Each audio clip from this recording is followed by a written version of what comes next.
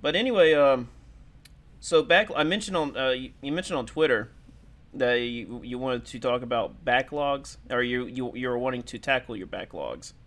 My God, yeah. There's so many games I've just been like sitting on Now, and not playing. yeah, and so I don't know if you have the same definition of backlog as me when it comes to just like standards of what backlog can be. So now, is there like a certain amount of time that since you play that game, or can it be as as early as yesterday since you played it?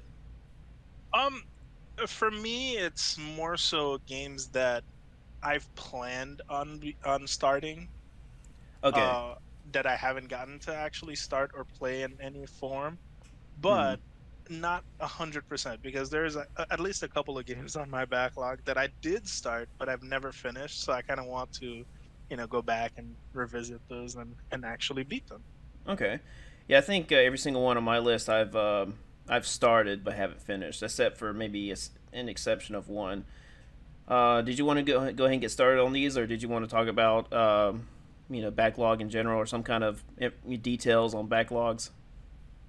I mean, we can talk a little bit about backlogs. I mean, in general, for me, it's just I'm notoriously bad at starting anything new. Hmm. So when it comes to playing a new video game, it's hard for me because I'm one of those people that I can't start it if I can't see a path to finishing it.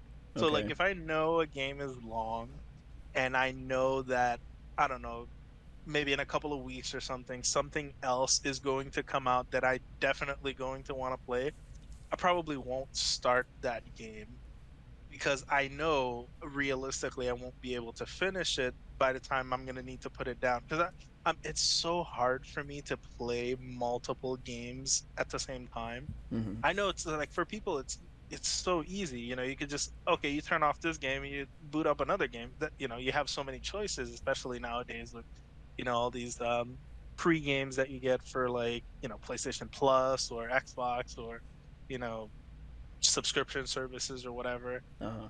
I can't do that. I can't ever use a subscription service because it would be a waste on me. I will never actually beat a single game, you know?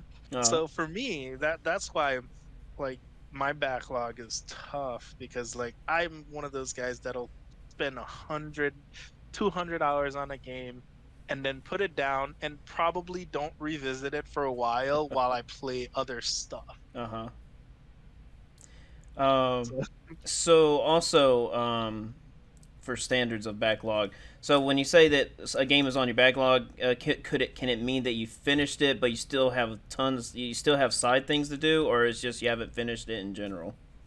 Um, I don't consider games that maybe I have stuff that I would like to revisit Hmm. part of my backlog. Okay. Because if I've rolled the credits, I feel like okay, I've enjoyed that game. I've at least like um, had enough that I played on the game that I feel like okay, we've successfully done everything we want to in this game, even though there might be more that I would want to do. Like I'll use an example, like Breath of the Wild, for example. Love that game. I've played it for hundreds of hours, and obviously I've rolled the credits, but I haven't done everything in Breath of the Wild. I Mm. still have at least a couple of shrines that I haven't located and completed.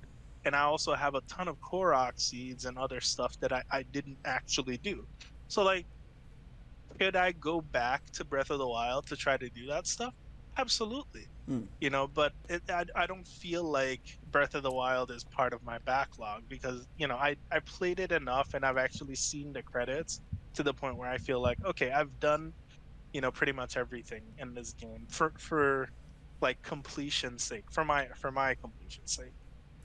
Now, when it comes to 100% completing something, that's a totally different topic, I know. But when you say 100% complete, is that what's trying to think what the developers have really picked out for you to do in that world, or basically, I mean, I know that there's like scraping the bottom of the barrel 100% completion. Like in a way, technically, I guess there's really no way to 100% complete if you have standards. Like let's just say with Dark Souls, someone could say, "Oh, I haven't 100% complete Dark Souls until I finished it on fist only soul level 1."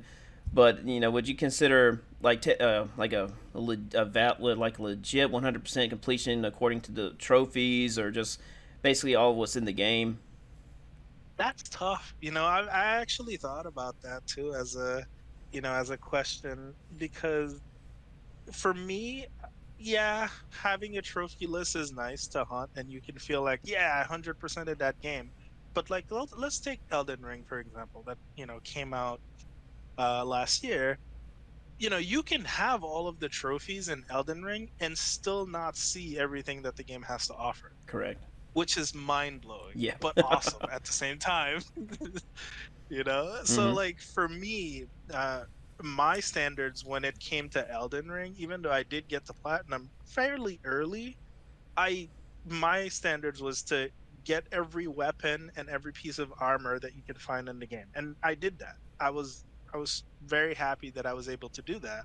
And then even I could have taken it even a step further and you know upgraded everything, or at least tried every single weapon. Like I didn't try every weapon. I know for a fact that I didn't. Mm-hmm. And there's other stuff that I did too, like play on different characters, such as maybe a sword and shield type character, or maybe like a great sword, strength build, or you know dex katana build. Just like trying different builds. Like for me, I do feel like I did achieve some type of a completion in Elden Ring, even though by a lot of other people's standards, they might feel like, oh no, there's still a lot more that you could do in that game, you know? Mm-hmm.